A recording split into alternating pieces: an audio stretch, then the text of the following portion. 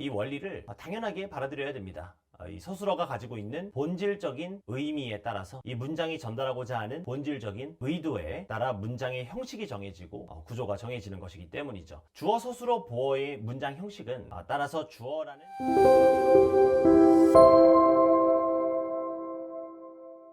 안녕하세요. 영어강사 윤관입니다. 자, 이번에는 주어가 서술어 하는 것은 보어 상태이다. 이 부분을 한번 봐보도록 하겠습니다. The couple appeared happy. 자, 어떻게 우리가 이해해 볼 수 있는지 봐볼게요.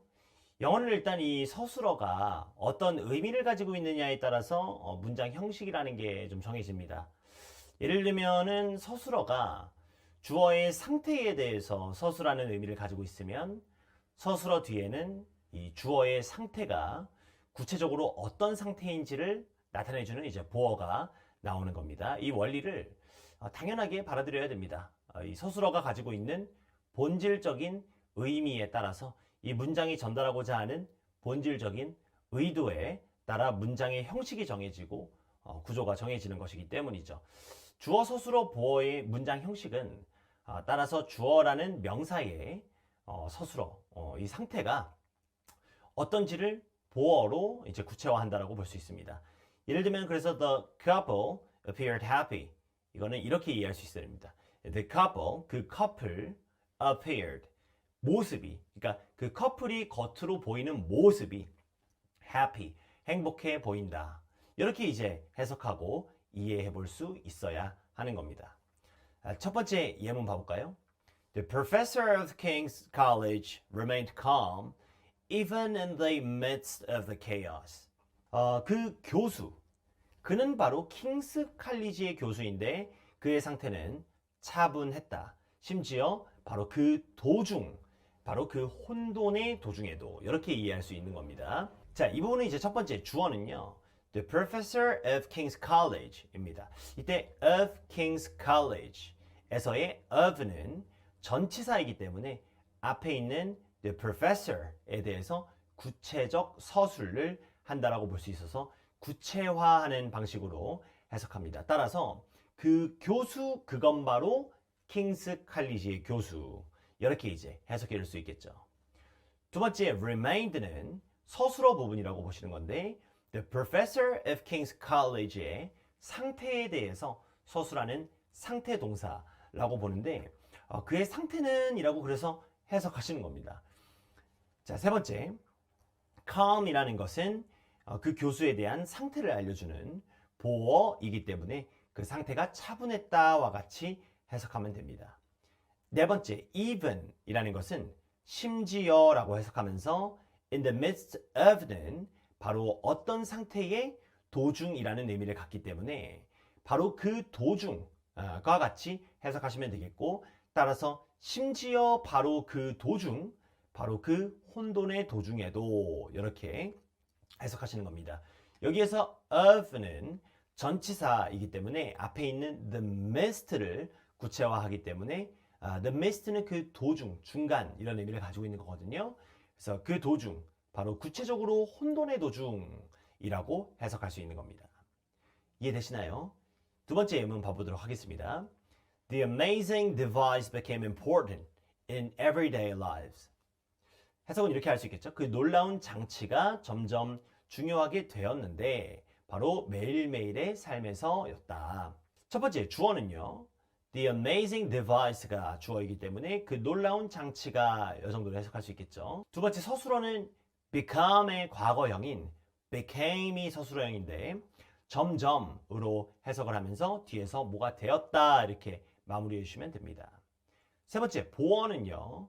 주어의 상태에 대해 important로 서술하는 보어이기 때문에 중요하게 되었다 이렇게 해석하시면 되는 거고, 구체화가 이루어지고 있는데 전치사 플러스 명사의 형태로서 in everyday lives 라는 부분이 이제 바로 매일매일의 삶에서 이렇게 해석하고 마무리해 주시면 되겠습니다. 세 번째 예문 봐보겠습니다. The hotel restaurant soup smelled so good. 그 호텔 레스토랑 수프 냄새가 매우 좋았다. 자, 첫 번째 일단 주어는요. The hotel restaurant soup 이 주어이기 때문에 그 호텔의 레스토랑의 수프 이렇게 해석하면 되겠고, 두 번째, 서술어는 smell의 과거형인 smelled가 이제 서술어이기 때문에 냄새가라고 해석합니다. 그러니까 이게요, 이형식 동사라고 불리는 것들이 무슨 감각동사라는 것들이 있거든요. 이제 이 감각동사에는 앞에 있는 것의 특정 상태, 어떤 감각으로 어떤 상태로 인식이 되는지를 의미를 가지고 있는 동사들이 있습니다. 예를 들면은 smell, look, taste 이런 것들이 있어요. 그러니까 앞에 있는 이 주어가 어떻게 냄새가 나는지, 앞에 있는 주어가 어떤 맛이 나는지 이렇게 이제 감각할 수 있는 것들과 관련한 동사들이 이제 이 형식 감각 동사라고 불리시는 건데, 이거를 인식하는 방식은 그래서 따라서 앞에 있는 것에 감각적인 어떤 상태가 어떤지를 서술하는 방식으로 이해하시면 되는 거거든요. 그래서 이제 냄새가 이렇게 이제 이해하시면 되는 겁니다. 이 형식 동사 smell, 뭐 taste, look 이런 것들은 이제 주어의 냄새, 맛, 모습, 측면에서의 상태를 나타내기 때문에 이와 같이 해석해 주는 거고요. 다음으로 보어는 so good. 이게 냄새의 측면에서 주어의 상태를 나타냈기 때문에 매우 좋았다. 이렇게 이제 마무리 지으면 되는 겁니다. 네 번째 예문 봐볼까요? For the guide, the cake tasted amazing like it did 10 years ago. 바로 그 가이드에게는 그 케이크 맛이 놀라웠다. 바로 이것이 그랬던 것처럼 10년 전에. 첫 번째, 전치사 명사 부분인 for the guide는 for이 전치사이기 때문에 바로 그 가이드에게는 이 정도로 이제 해석하시면 되겠고요. 두 번째, 주어는 the cake이기 때문에 그 케이크 정도로 해석하시면 되겠습니다.